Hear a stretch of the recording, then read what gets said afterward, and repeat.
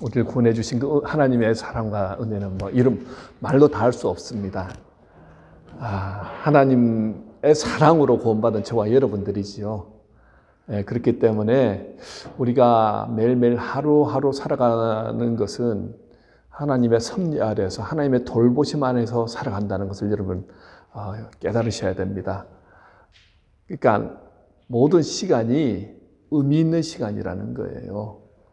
의미 없이 보내는 그렇게 낭비하는 시간은 하나님을 기쁘시게 하는 삶이 될 수 없다는 거죠. 오늘 말씀의 제목이 거듭난 영혼의 인생 목적, 거듭난 자의 인생 목적이라는 제목입니다. 주제 한번 선포하실까요? 주제 시작. 거듭난 인생은 예수님을 위해 삽니다. 다시 한번요. 시작. 거듭난 인생은 예수님을 위해 삽니다. 자, 이 세상에는요, 많은 다양한 사람들이 살아가고 있습니다. 사람들은 자신의 목적을 이루기 위해 하루하루 충실하게 열심히 살아가지요. 물론 요즘 세태를 보면 목적 없이 살아가는 사람들도 참 많은 것 같습니다. 그런데 살아가는 방향을 보면요, 크게 두 방향으로 나뉘어지더라는 거죠. 여러 사람들을 만나서 대화해 보면 그 사람이 이쪽 방향인지 아니면 저쪽 방향인지 쉽게 알아차릴 수 있습니다.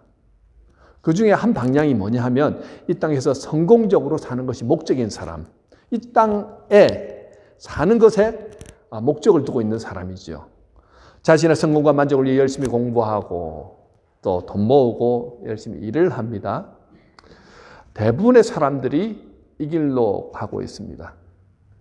또 다른 방향은요, 선한 목적을 이루기 위해 살아가는 삶입니다. 쉽게 말하면 자신의 시간, 재능, 그리고 능력으로, 힘으로 이 사회와 이웃들을 좀 더 의미 있는 삶을 살도록 돕고 봉사하는 삶을 살죠. 이것은 하나님의 뜻을 이루는 삶입니다. 예수님이 이 땅에 오셔서 사신 삶이 바로 이 선한 목적을 이루는 삶이었다는 것입니다. 자기 몸을 주심으로 온 인류가 죄에서 자유를 얻고 거듭남으로 영생을 얻고 하나님 나라의 백성으로서 행복을 누리게 하시기 위한 인생을 우리 예수님은 사셨다는 거죠.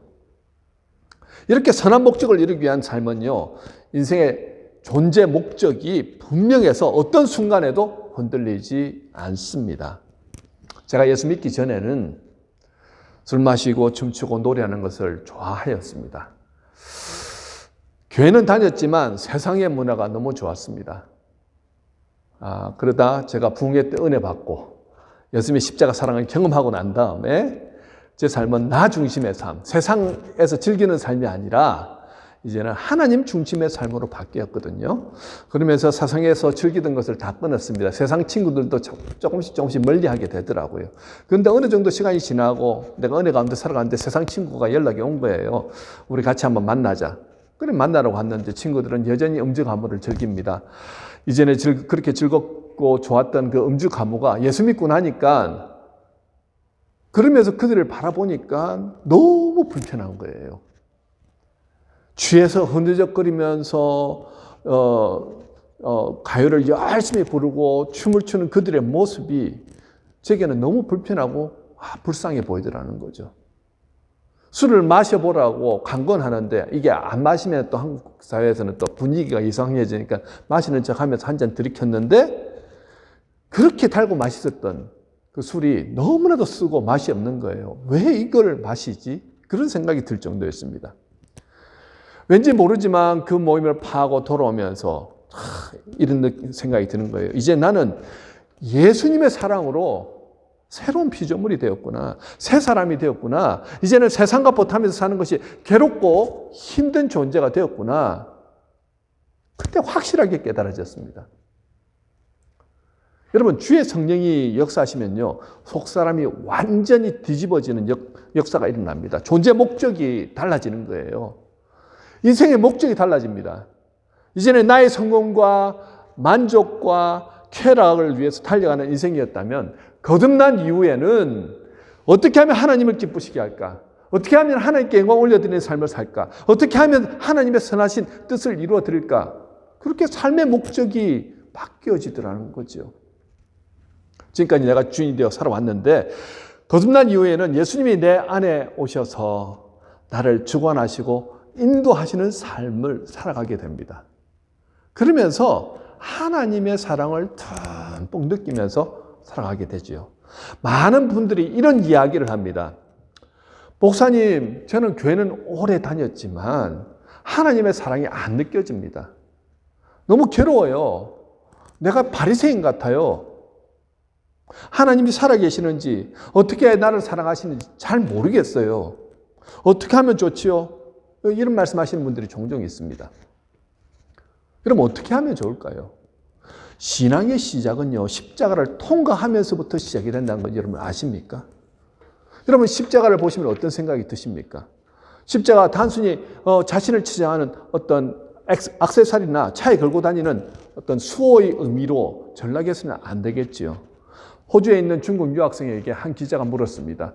당신은 십자가를 들고 다니는데 그 십자가의 의미를 아느냐고. 당신은 예수를 믿느냐? 그러니까 안 믿는다는 거예요. 당신은 그럼 공산주의자냐? 그러니까 그렇죠. 나는 공산주의자라고 할 수 있습니다.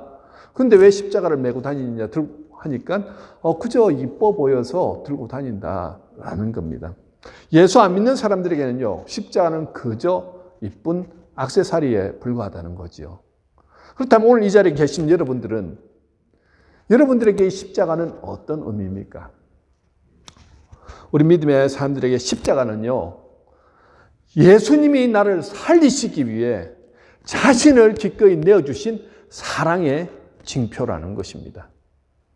저도 매일 새벽 예배를 드리고 난 다음에는 저 십자가 앞에서 무릎 꿇고 하나님 앞에 기도하는데요. 막 기도하다가 고개를 들어서 십자가를 바라보면 그렇게 예수님의 그 고통당하신 모습, 그리고 나를 구원하시기 위해서 기꺼이 자신의 몸을 내어주신 그 주님의 사랑이 내게 깊이 느껴집니다. 주님, 나 같은 것이 뭐라고요? 나 같은 것이 뭐라고 그 고통을 당하셨습니까? 그러면서 막 은혜가 되는 거예요. 주님이 나를 그렇게 사랑하셨군요. 다시 주님의 십자가를 바라보면서 내가 힘을 얻습니다. 이 하루도 주님이 나 때문에 저렇게 고통당하시면서 나를 고난해 주셨는데 내가 구원받은 자로서 내가 어떻게 살아야 될까? 십자가에 탁 앉아서 묵상하다 보면요, 내 죄가 막 낱낱이 드러나는 거예요. 자, 여러분들 중에서 우리가 말하는 뉴스에서 드러날 만한 강력한 범죄를 짓고 있는 분들 계십니까? 계셔도 손을 안 드시겠지만 그런 분들은 한 분도 안 계신다고 저는 생각합니다. 누가 보아도 평범합니다. 선한 삶을 주로 더 살고 계시겠죠. 그렇지만 십자가 앞에 가면 나만 아는 그 죄들이 낱낱이 드러나는 거예요. 티끌 같은 죄들입니다. 그런데 그 티끌 같은 것들이 십자가 앞에서는요, 대들보처럼 큰 죄로 여겨집니다. 왜냐하면요, 하나님은 거룩한 분이시잖아요. 하나님의 거룩함 앞에 나아가면 우리의 그 작은 죄들도 크게 느껴지고 그 죄가 결국은 어디로 가냐면 사망으로 연결이 된다는 것입니다. 로마서 6장 23절에 이렇게 말씀하시죠. 죄의 싹은 사망이라. 로마서 5장 12절에도 모든 사람이 죄를 지었으므로 사망이 모든 사람에게 이르렀다라고 말씀합니다. 여러분, 이전에 예수를 알기 전에는요, 죄로 인해서 하나님과의 관계가 끊어졌던 자들입니다. 영적으로 죽은 자들이라는 거예요. 그리고 영원히 죽음을 기다리는 자들이었습니다. 그것이 우리의 운명이었습니다. 그런데 심판받아야 될 우리가 죽어야 될 그 십자가 사형틀 위에서 우리 죄를 대신해서 주님이 죽어주셨다는 거죠. 내가 있어야 할 그 자리에 예수님이 서신 것입니다. 이것이 오늘 본문 14절에서 사도 바울이 말씀하는 내용입니다. 14절 보실까요? 같이 함께 읽도록 하겠습니다. 시작. 그리스도의 사랑이 우리를 강권하시는도다. 우리가 생각하건대 한 사람이 모든 사람을 대신하여 죽었은즉 모든 사람이 죽은 것이라. 모든 사람은요, 죄의 대가로 사망을 받아야 합니다. 죄의 결국은 죽음이라는 거죠. 모든 사람이 결국은 죽은 것입니다. 14절 말씀을 쉽게 풀이하면 이렇습니다. 모든 사람이 죄의 대가로서 사망을 받아야 하지만 그리스도의 죽음이 모든 사람을 실제 사망에서 구했다라고 말씀하시는 거예요. 예수님의 죽음이 모든 사람의 실제 죽음에서 건져내셨다는 것입니다. 그래서 모든 사람이 다 죽은 것이라는 거죠. 그 모든 사람을 대신하기에는 한 사람의 죽음으로 충분했다는 것입니다. 그분이 누구시라고요? 그렇죠. 하나님의 아들 예수님이십니다. 하나님께서 그 아들을 이 땅에 보내셔서 기꺼이 우리 죄짐을 지시고 십자가에 달려 돌아가심을 통하여서 우리를 구해내셨다는 거죠. 그런데 우리가 이 십자가를 보면 참 아름답게 보이지 않습니까? 이쁘게 치장해 놓았지만 그 십자가는 이전에는요, 엄청나게 고통스러운 사형 도구였습니다. 그냥 매달아 놓는 것이 아니라 대못으로 우리 여기 손목 부분을 강타해가지고 뚫어 놓습니다. 발목도 마찬가지고. 그래서 거기에 매달리게 합니다. 근데 그 매달려 있는 동안에 조금이라도 그것이 다이기만 하면 그 고통을 이루 말할 수 없지요. 처지는 그 중력으로 인해서 내 몸무게가 계속해서 밑으로 내려갈 때 폐에 계속해서 이렇게 무리를 주기 때문에 다시 일어나려고 하면 그때마다 다리나 발목에 힘을 줘야 되는데 그때마다 느끼는 고통은 이루 말할 수가 없다는 것입니다. 피는 계속해서 흐르고 물은 계속해서 나오고 결국은 그렇게 고통을 받고 조롱과 멸치를 당하다가 그렇게 죽게 되죠. 이것이 우리의 죄 때문에 주님이 당하신 그런 십자가의 고통이라는 것입니다. 나 때문에 당했다는 거예요. 여러분, 이 십자가를 바라보시면서 맞습니다. 그 십자가는 나를 향한 내 죄 때문에 주님이 당하신 것입니다. 라는 것을 깨닫는 순간이 구원의 1단계입니다. 십자가를 보면서 자신의 죄를 깨닫는 단계. 두 번째 단계는요, 저 위에 달리신 분은 정말 죄 없으신 하나님 아들이신데 하늘 보좌 우편에 계시던 분이 나를 대신해서 자기 아들을 희생시키셨구나. 하나님의 사랑이 저렇게 엄청나구나 하면서 하나님의 사랑을 깨닫는 단계가 2단계입니다. 세 번째 단계는요, 내 죄짐이 십자가 위에서 다 풀어졌구나. 이제 내 죄의 문제가 해결됐구나 하는 것을 깨닫는 단계가 세 번째 단계라는 거죠. 내 인생은 왜 이렇게 힘들어? 내 인생은 왜 이렇게 무거워? 내 인생은 왜 이렇게 안 풀리는 거야? 내 인생은 왜 이렇게 저주스러운 거야? 예수 믿기 전에는 그런 삶을 살았는데 예수 믿고 난 다음에는 그 문제가 해결됐다는 거예요. 하나님의 사랑을 깨닫고 난 다음에 십자가의 죄짐이 다 벗겨졌구나. 내 죄가 다 사함받았구나. 그렇게 깨닫게 되면서 완전히 다른 인생을 살아가더라는 거죠. 여러분, 그렇기 때문에 십자가를 통과해야지 그 다음부터 어떻게 해요? 하나님과 나의 관계가 시작이 된다는 것입니다. 하나님의 사랑과 은혜 가운데 이렇게 살아가다 보면요, 여러분들이 진정한 마음의 평화와 안식을 얻게 되고요, 진정한 구원의 기쁨을 누리게 됩니다. 다른 말로 하면요, 여러분들이 예수 믿음으로 진정한 천국을 이 땅 가운데서 경험하실 수 있다는 거예요. 죽은 후에 영생뿐만 아니라 오늘 살아가는 여러분의 삶 가운데서 하나님이 나를 돌보시구나, 나를 인도하시구나, 진정한 기쁨을 누리실 수 있다는 거예요. 자, 그러면 어떻게 해야 우리는 선한 목적을 위해서 살아갈 수 있을까요? 본문 15절입니다. 그가 모든 사람을 대신하여 죽으심은 살아있는 자들로 하여금 다시는 그들 자신을 위하여 살지 않고 그들을 대신하여 죽었다가 다시 살아나신 이를 위하여 살게 하려 함이라. 자, 그라고 할 때 그는 예수님이시죠. 예수님을 통해서 이렇게 거듭나고 중생하면요, 이제부터는 내 성공과 만족을 위해 사는 삶이 아니라 주 예수 그리스도를 위한 삶을 살게 되더라는 것입니다. 돈을 벌어도 일을 해도 이제는 내가 잘 먹고 잘 살기 위해서 내 성공을 위해서만 이렇게 열심히 일하는 인생이었는데 이제 예수를 믿고 난 다음에는요, 돈 버는 목적이 달라지더라는 거예요. 공부하는 목적이 달라지고요, 삶을 이렇게 바라보는 관점 자체가 완전히 달라지더라는 것입니다. 나를 위한 목적이었는데 그것이 어떻게 해요?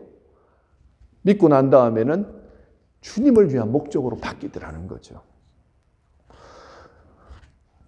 그렇게 날마다 주님과 함께하면서 하나님의 기쁨과 영광을 위해서 추구하는 삶을 살다 보니까 내 안에서 정말 진정한 기쁨이 흘러나옵니다. 하나님을 찬양하는데 여러분들 안에서 기쁨이 있나요? 있지요. 하나님을 위해서 우리 교회에서 봉사하고 헌신하는데 기쁨이 있습니까? 있지요. 왜냐하면 내가 하는 일이 하나님을 위한 일이기 때문에, 하나님께 영광을 올려드리는 일이라는 믿음이 있기 때문에 하시면서 기쁨이 있는 거예요. 여러분들이 교사로든 아니면 뭐 다른 부엌 일을 하시든 그것이 내 의지로 내 능력으로 하려고 하면 금방 지치지만 이 일이 하나님을 기쁘시게 하는 일이구나 하면 어떻습니까? 하면서 보람도 되고 기쁨도 느낍니다. 우리 찬양대원들이 하면서 기쁨을 느끼는 이유가 하나님께 영광 올려드리는 일이기 때문에도 그렇지만 우리 성도들이 함께 기뻐하고 함께 그 은혜를 누리기 때문에 하면서 더 기쁨을 누리는 거죠. 저도 마찬가지죠. 말씀을 전하면서 여러분들의 삶 가운데서 말씀 변화가 일어나고 여러분들의 삶이 변화되어지는 모습을 보면 저로서는 그보다 더 기쁜 일이 없습니다. 여러분, 정말 어떤 일을 하는데 이 일을 하면서 하나님이 기뻐하시지 않겠다는 생각이 드시면 그 일을 하지 마십시오. 그런데 어떤 일을 하는데 이 일은 정말 하나님이 기뻐하시는 일이라는 믿음이 있으면요, 그 일은 힘들더라도 계속 하셔야 됩니다. 저는 새생명교회 부임하면서 지금까지 문화학교를 통해서 믿지 않는 분들에게 복음 전하는 일을 계속해 왔습니다. 사실 바이올린을 가르치면서 이런저런 일들을 많이 겪고 내가 굳이 이 일을 해야 하는가 뭐 그런 생각을 많이 했거든요. 여러분, 이 일을 너무 힘드니까 제가 평균 한 3시간 정도를 이렇게 가르치는데 하면서 많이 힘들고 뭐 그런 어떤 어려움들이 있습니다. 포기하고 싶다, 안 하고 싶다 이런 생각도 많이 하였거든요. 때때로 바이올린만 배우고 필요가 다 채워지면 교회 안 나오시는 분들을 보면요, 섭섭하기도 하고 막 화가 날 때도 있어요. 그것조차 섭섭하지만 하나님께 맡기고 그분들이 하나님께 택한 백성이라고 한다면 우리 교회가 그 중간 역할을 감당하는 것으로 이해하자. 이렇게 하면서 이 일이 하나님이 기뻐하시는 일인가 아닌가를 생각해 보니까 이 일은 하나님이 기뻐하시는 일이에요. 그렇게 하면서 그저 우리 성도님들이 와서 예배 드리는 것, 어른들이 예배 드리고 아이들은 주일학교 가서 예배 드리고 또 바이올린 배우는 것으로 그저 감사하다 보니까요, 그 가운데도 10명 중에 한두 명이라도 예수를 알게 되고 믿게 되고 변화되어지는 모습을 보면서 이 일을 통해서 하나님이 역사하시는구나, 그 기쁨이 있는 거예요. 하나님이 기뻐하시는 일을 하다 보면요, 여러분 내 영혼도 힘이 납니다. 기쁨이 흘러넘칩니다. 보람이 있습니다. 여러분, 누군가 나로 인해서 예수님을 알게 되고 믿게 되고 그리고 변화되는 인생을 살아가잖아요. 그러면 내 안에서 성령님이 기뻐 춤을 추시는 게 느껴진다는 거예요. 여러분들이 예수를 정말 믿게 되고 그 은혜 안에서 가면 주님이 내 안에서 역사하시는 것을 느끼게 됩니다. 주님이 기쁨이 전이가 되는 거예요. 여러분, 우리가 찬양할 때 하나님이 받으시는 예배고 하나님이 받으시는 찬양이면요, 우리 안에 그 기쁨이 그대로 흘러넘칩니다. 믿으십니까? 그 역사가 일어나요. 마찬가지로 우리가 주님을 위해서 일하는데 주님이 기뻐하시는 게 우리 안에서 느껴지는 거예요. 성령께서 기뻐하시는 게 내 안에서 그대로 전이가 되더라는 거죠. 특별히 영혼 구원하는 문제에 대해서는요, 하나님께서 예수 그리스도를 통해서 계속해서 말씀하시는 부분이 그것입니다.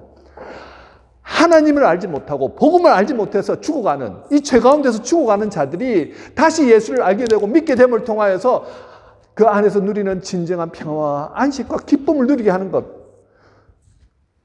그 예수님을 전하는 것이 얼마나 중요한 것인가를 주님은 계속해서 말씀하셨지요. 그런데 그 일을 함을 통해서 예수님을 만나게 되었을 때 하나님의 기쁨이 우리 안에 흘러넘치더라는 거죠.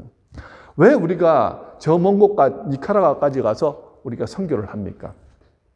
왜 우리가 연세 드신 60세 이상 되신 분들이 저 도미니카에 가서 선교를 해야 합니까? 그 일이 하나님이 기뻐하시는 일이기 때문이고요. 첫 번째는. 두 번째는 그 일을 통해서 우리 선교팀원들의 선교를 통해서 꼭 예수를 믿게 되는 사람이 있기 때문에 그곳으로 가는 것입니다. 많은 돈을 들이고 많은 준비를 하고 고생하면서 왜 그렇게 힘든 일을 하느냐? 거기에 한 사람 때문에 가는 거예요. 우리가 수십 명이 가가지고 이제 나중에 설교 후에 우리 동영상을 통해서 선교팀원들이 어떤 일을 했는가 보게 될 건데요.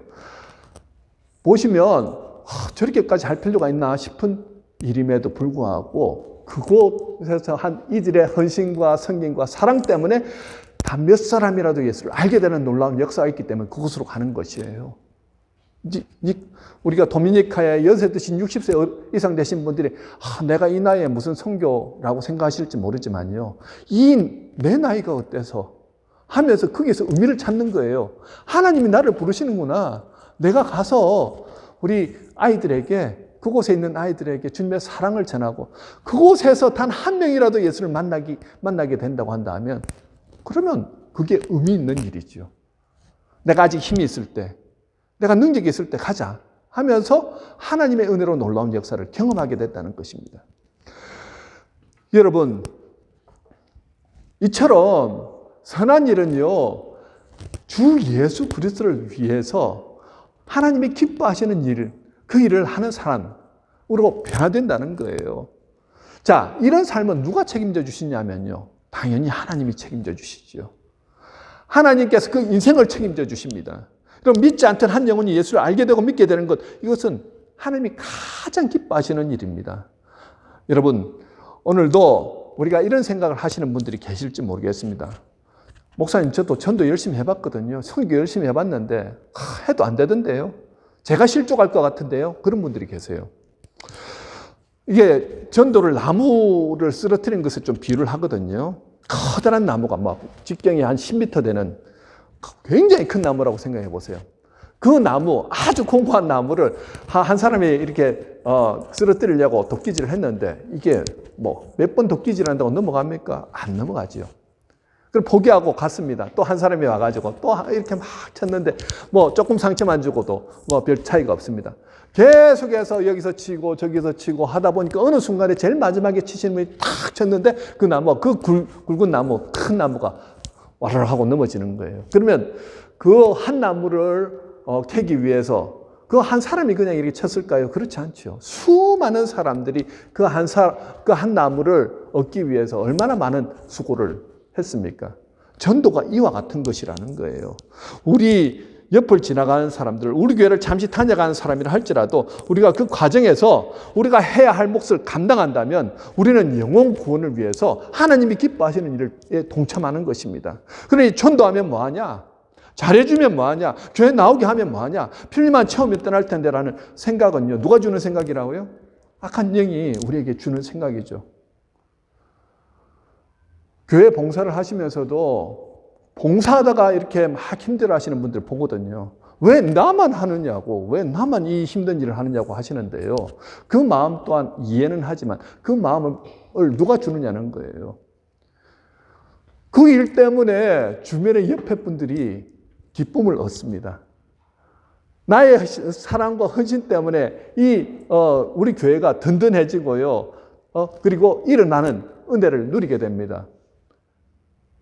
그렇기 때문에 우리는 그 일을 하는 거죠. 악한 영은 왜 너만 해? 하지 마라고 얘기를 합니다. 여러분, 단순히 우리가 교회 전도할 목적으로서가 아니라 어떤 분이 계시면요. 그분이 케네디언 교회를 나가시든 아니면 다른 교회 가시든 그것이 문제가 아닙니다. 그분이 인격적으로 예수님을 만나시도록 우리 삶을 통해서 그리스도를 전할 때 누군가는 우리 때문에 예수님을 알게 된다는 거예요. 그 일을 주님이 기뻐하신다는 거죠. 두 번째로 어떻게 해야 선한 목적을 이루는 삶을 살 수 있을까요? 자, 17절입니다. 우리 함께 읽도록 하겠습니다. 시작! 그런즉 누구든지 그리스도 안에 있으면 새로운 피조물이라. 이전 것은 지나갔으니 보라 새 것이 되었도다. 자, 예수님 믿기 전에는 과거 지향적인 삶을 살았습니다. 과거 아픔 때문에 계속 내가 고통받고 과거에 성공했던 것을 자랑하며 삽니다. 다른 말로 하면요, 지금 행복하지 않다는 거예요. 여러분 지금 행복하십니까? 예수를 믿었음에도 불구하고 여러분 행복하십니까? 아니면 여전히 나는 불행하십니까? 나는 여전히 힘드십니까?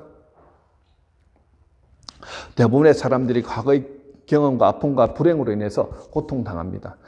그 밑바닥을 살펴보면 여전히 무엇이 남아있냐면요, 죄의 문제가 해결이 되지 않았기 때문입니다. 그것이 나를 꼭 붙들고는 전진하지 못하게 하더라는 거죠. 그런데 예수 믿고 예수님이 내 안에 들어오시잖아요. 그러면 내가 새로운 피조물로서 새 것이 되어서 의미 있는 존재로 오늘 살아간다는 거예요. 예수 믿기 전에 before Christ죠. 그때는 의미 없는 삶을 살았는데 예수 영접하고 나면 아노 도미니, 예수님이 주인 되신 삶을 살면서 의미 있는 존재로 살아간다는 것입니다. 새로운 존재는요, 여러분 기억하십시오. 새로운 피조물은 날마다 하나님의 사랑과 돌보심 안에서 살아간다는 거예요. 여러분들이 혼자 살아가시는 것 같죠? 예수 믿고 난 다음에는 하나님이 함께 하십니다. 하나님이 함께 하시면서 도와주신다는 거예요. 힘들고 어려운 일이 있을 때 왜 나 혼자 당하는 고난이라고 생각할지 모르지만 그렇지 않다는 거예요. 주님이 함께 하심을 통해서 그 고난도 능히 이겨나갈 수 있도록 지혜와 능력과 힘을 더하여 주신다는 것입니다. 하나님께서 나를 관건적으로 붙들어 주세요. 내가 하는 모든 일은 이제 그저 하는 일이 아니라 의미 있는 일이 된다는 것입니다. 주님이 내 존재에 의미를 붙여주셨기 때문입니다. 자, 예를 들면 이렇죠. 예전에 가정주부로서 일할 때는 삼시세때를 해내고 청소하고 빨래하고 이거 뭐 누가 알아주지도 않고 막 이렇게 큰 변화가 일어나지도 않는 일, 아무런 의미 없다 이런 생각이 드니까요, 굳이 잘하고 싶은 마음도 없고 막 일탈하고 싶고 스트레스를 많이 받았습니다. 그런데 예수 믿고 난 다음에 생각이 바뀌는 거예요. 내가 맛있는 음식을 해서 우리 가족 구성원들이 음식을 먹으면서 행복을 누리니까 이게 의미 있는 일이구나. 내가 환경을 깨끗하게 청소하고 그리고 빨래를 깨끗하게 해서 우리 가족 구성원들이 이렇게 집에만 들어오면 편안함을 누리고 행복함을 누릴 수 있도록 만들어주는 것, 이것만큼 중요한 일이었구나. 의미 있는 일이구나. 여러분, 그런 마음으로 가정을 꾸미면서 일을 하다 보니까 집에 들어올 때 느끼는 우리 자녀들이나 아니면은 우리 배우자의 마음이 어떨까요? 너무 행복하다, 너무 좋다, 홈 스위트 홈, 그런 느낌이 들겠죠. 의미 있는 존재로서 의미를 부여하고 살아가다 보니까요, 이전에는 아무 의미 없다고 생각해서 힘들고 고통스럽다고만 생각했는데 그 가사 일조차도 의미를 부여하기 시작하니까 달라지더라는 거죠. 내가 살아나고 우리 가족 구성원이 살아나는 일이 되더라는 겁니다. 직장에서는 어떻습니까? 일을 해보니까 힘들어요. 내가 왜 이 밥 먹고 살기 위해서 이 일을 해야 되나? 당장 포기하고 싶은데, 여러분 직장 일이라는 게 또 관계가 다 꼬여있고 하다 보니까 스트레스 받고 힘들거든요. 거기에서 별로 의미를 못 찾는 거예요. 그러다 보니까 사표 내고 내가 다른 회사 가고 싶다 이런 생각이 들잖아요. 그런데 주님께서 나를 이곳에 보내셨구나. 주님께서 나로 하여금 할 일이 있어서 이곳에 보내셨다는 마음으로 그 일을 바라보고 하다 보니까 의미 있는 일이 되더라는 겁니다. 이 일을 어떻게 하면 좀 잘할 수 있을까? 어떻게 하면 우리 회사가 발전할 수 있을까? 뭐 그런 마음으로 내가 모든 일을 감당하다 보니까 이 일이 힘든 일이 아니고 재밌는 일이 되더라는 거죠. 하나님이 주시는 지혜로 그 일을 감당하게 하다 보니까요, 일이 점점 어떻게 해요? 능숙해지고 또 잘해지고, 그러면서 회사에 도움을 주고, 그리고 회사가 발전하고 자기도 이렇게 승진하게 되고, 이런 은혜를 경험하더라는 거죠. 거기에서 의미를 찾으실 수 있겠습니까? 사업하시는 분들은 어떠십니까? 내가 이 사업을 통해 가지고 그저 먹고 사는 것에 만족해야지 라고 하면 일하는 거 힘들어집니다. 그런데 그 안에서 하나님께서 나를 이 사업을 통해서 하시고자 하는 일이 무엇일까? 그 의미를 발견하시면요, 그때부터 이 사업이 어떻게 하면 좀 발전할까를 고민하면서 계속 연구하면서 어떻게 해요? 계속 성장하게 되겠죠. 공부하는 학생들은요, 공부의 의미를 못 찾으니까 공부가 하기 싫은 겁니다. 공부는 힘든 거죠. 그런데 공부하면서 의미를 찾다 보니까 하나님이 나를 통해서 하실 일이 있구나. 이 공부를 통해 가지고 내가 무엇을 해야 될 것인가, 그 하나님 안에서 의미를 발견하다 보니까 하지 말라고 해도 공부를 하는 거예요. 밤새면서 공부를 하고 자꾸 공부를 하다 보니까 공부를 잘하게 되고, 그러면서 장학금 받게 되고, 더 공부 열심히 하다 보니까 나중에는 세상을 움직이는 위대한 일꾼들이 되더라는 거죠. 여러분, 하나님께서 저희들을 부르셨다는 거예요. 어떤 의미로요? 어떤 존재로요? 의미 있는 존재로 부르셨습니다. 하나님이 함께 하시는 존재로 부르셨다는 거예요. 옛날에는 죄 지으면서 하나님과 관계없던 삶을 살았는데 이제는 새로운 피조물로서 저와 여러분들을 통해서 하나님이 하실 일이 있어서 우리를 부르셨다는 거예요. 그리고 우리가 있는 곳에는 의미 있는 일들이 된다는 것입니다. 교회에서도 마찬가지입니다. 교사로서도 나를 통해서 한 영혼이 주님을 만나게 하는 일, 나를 통해서 하나님께서 역사하시는 놀라운 일들을 통해서 우리 교회가 든든히 세워져 나간다는 것입니다. 많은 분들이 왜 나만 이 일을 합니까? 왜 나만 이 힘든 고통 가운데 있습니까? 라고 생각하면 큰 오산입니다. 예수 믿기 전에는 그럴 수 있습니다. 그러나 예수를 믿은 다음에는요, 여러분들 때문에 살아난 놀라운 역사가 일어난다는 거예요. 한 사람이 예수를 잘 믿으면요, 그 주변이 다 살아나는 역사가 일어납니다. 우리 교회가 그런 교회입니다. 여러분, 예수 믿음을 통하여서 주님을 바라보십시오. 의미 있는 존재로서 하루하루를 살아가십시오. 이 한 주간이 주님을 통해서 놀라운 역사가 일어나는 주간이 될 줄로 믿습니다. 여러분이 그 믿음으로 오늘도 고백하며 나가십시다. 주님, 내 힘으로 하는 것이 아니라 이제는 주님께서 새로운 피조물로서 나를 불러주셨습니다. 새로운 삶을 살도록 불러주셨습니다. 내가 하는 모든 일들의 의미가 있습니다. 능력 가운데 주님과 동행하면서 그 일을 감당하겠습니다. 믿음으로 선포하시면서 승리하시는 저와 여러분이 되시길 주님의 이름으로 축원합니다. 우리 주제를 다시 한번 선포하도록 하겠습니다. 시작! 거듭난 인생은 예수님을 위해서 삽니다. 우리 함께 기도하도록 하겠습니다. 오늘 주신 말씀을 잘 생각하시고